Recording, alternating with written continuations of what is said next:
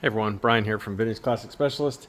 Happy Wednesday to everyone. Hope everyone's week is going good so far here on Hump Day. It is time for another episode of Day in the Life of Vintage Classic Specialist. This is our show where we talk about what happened today in our little restoration shop here. Volkswagen Restoration Shop. You guys would be amazed at how many people I get calling wanting us to restore Camaros and Studebakers and Fords and everything. It's kind of funny. I think a lot of people Google search, like automotive restoration, and they see us come up, and they don't necessarily look at the website, or maybe they do like a Google map search for, classic car restoration, and they come up with us.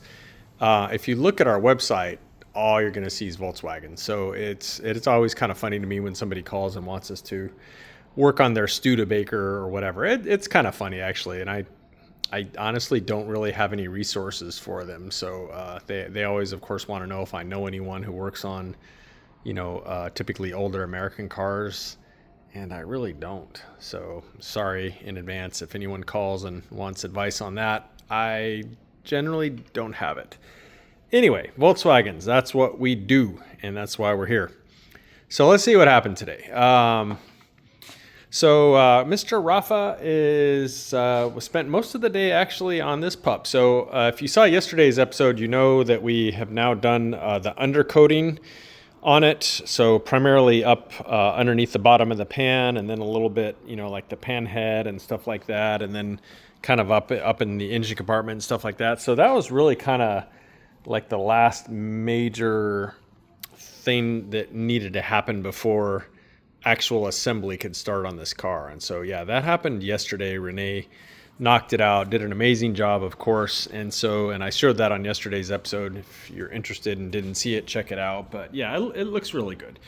And so today, Rafa started doing some other, I guess, kind of like detail work. Also, I guess, really in preparation for putting the car together, and also a little bit of assembly, not much, but he worked a bit on the floor. So just little things like, so these seat rails, they kind of show, you can kind of see them, not quite as much as on a Beetle, but you can kind of see it. It's possible. But anyway, we wanted those to look good. So he painted those. And then the pedal area up there, depending on where the carpet and everything is, sometimes you can see a little metal and stuff in that area where the pedal cluster goes, and then you've got the carpet and the front firewall mat and stuff like that. Sometimes a little bit shows in that area, so we usually like to try and make that area look nice too, because again, some of it does show. And then he spent some time on these little babies, getting them to work freely. These are, of course, the little covers. If you have the heat on and you want your, in this case, your left foot burnt off, then you can open this, and your left foot at least will get very hot. Passenger gets their right foot cooked. But anyway, yeah, just making sure these things work freely and stuff like that. Straightening the channels out, cleaning any residual crud and stuff out of them, getting them to work like they should. So yeah, a little time consuming, but just one of those details that we like all this kind of stuff to work and work properly. And then he spent some time back here as well. So Ghias do have some hoses, like you can see one right there that's for the rear. There, you can see it all up underneath there. There's like actually a rear defroster vent on these that, of course, Beetles don't have. And so there's a hose that runs that you can see there and kind of ties into like the heater channel. So he spent some time fixing that up and getting it all connected and stuff. Again, we like all that stuff to be connected and work when possible. I mean, not that anything about the heaters and defrosters on air-cooled Volkswagens ever worked very well, but nonetheless, we like to try and get them as correct as possible. So yeah, I spent some time fiddling with that, getting the hose routed and connected and so on. And then as far as assembly, he didn't do a whole heck of a lot, but he went ahead and installed the restored fuse box. Again, we like to try and use the original ones when we can. They're really good quality, and unless they're broken or anything, generally they work really good. So we restore those, and like I said, reuse them when possible. He did also route not the wire, but a like a fish line, which you can see right there, to pull the dome light wire through the A-pillar and stuff here. So on Karmann Ghias, the dome light is on kind of like the base of the rear view mirror, unlike a Beetle where it sits, you know, up in here on the roof, on the side of the roof here, up inside. Yeah, on Karmann Ghias, it's up on the rear view, inside rear view mirror. So yeah, he ran that fish wire up there. So now it'd just be a matter of pulling that wire up there.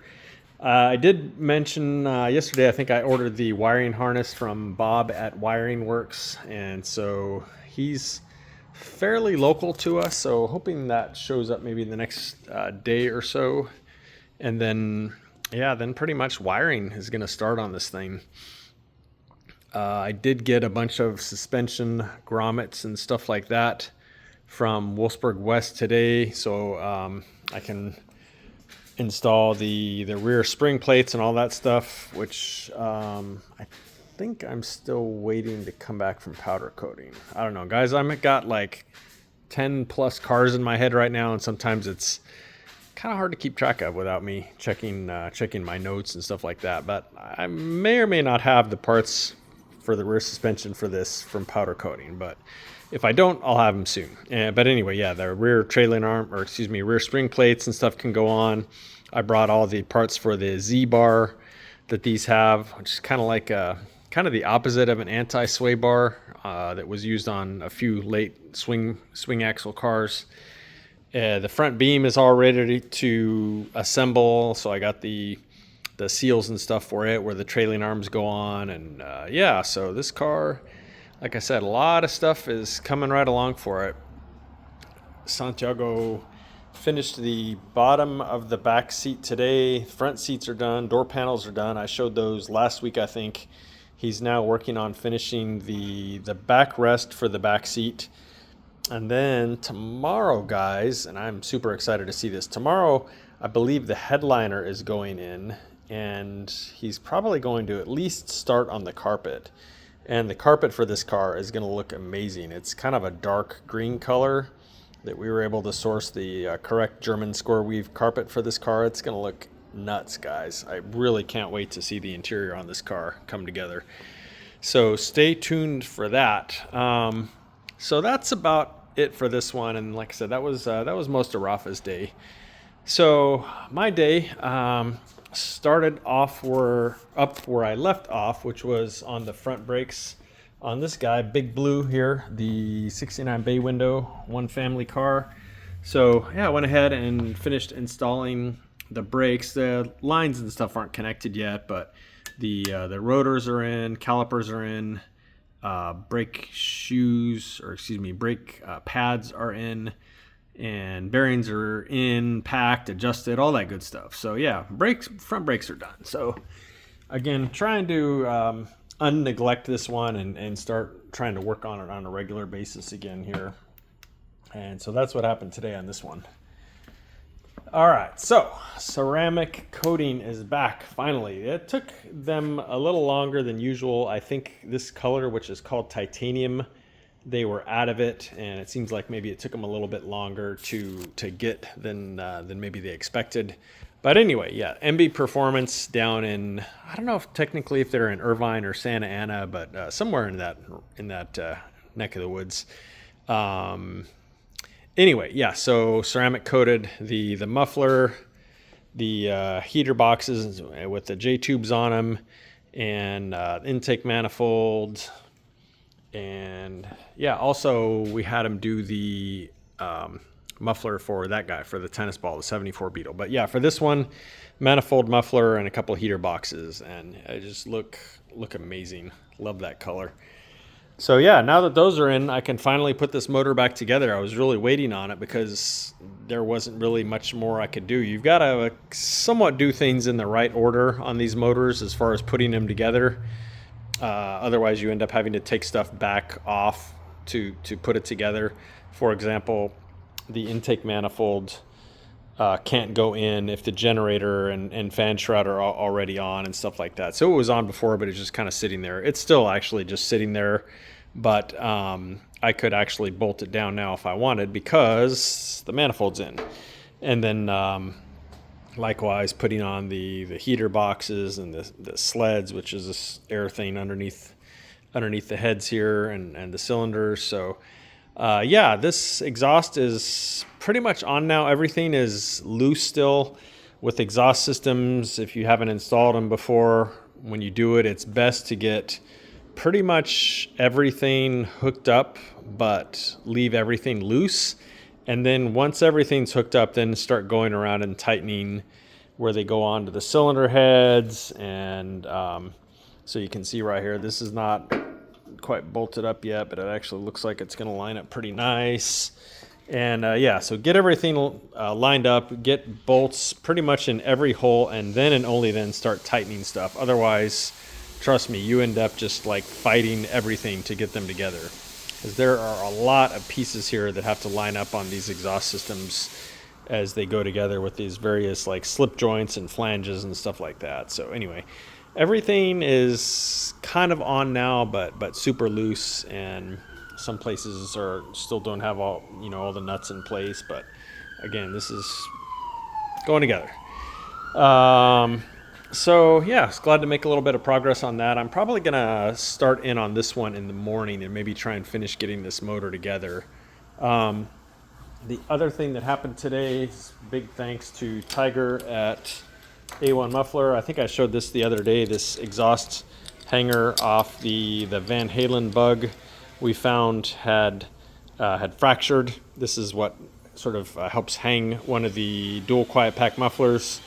And so I asked Tiger, and he dropped one in the mail for me and got that today. So the Van Halen bug, the red one, this is going to go on, probably go ahead and do that tomorrow first thing also.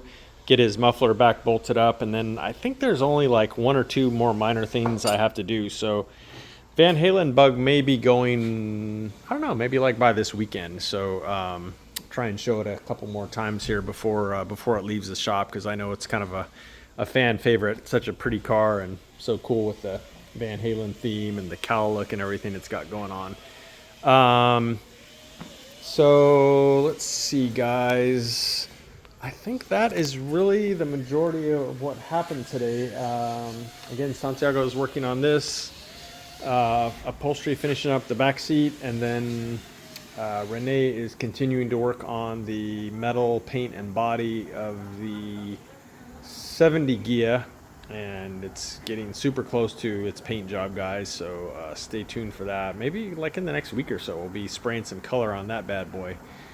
So anyway, for now, guys, that is it. So thank you all very much for watching. Appreciate each and every one of you guys, and thank you guys all who like to comment and stuff. Makes it fun. So with that, I will see you again tomorrow. Bye.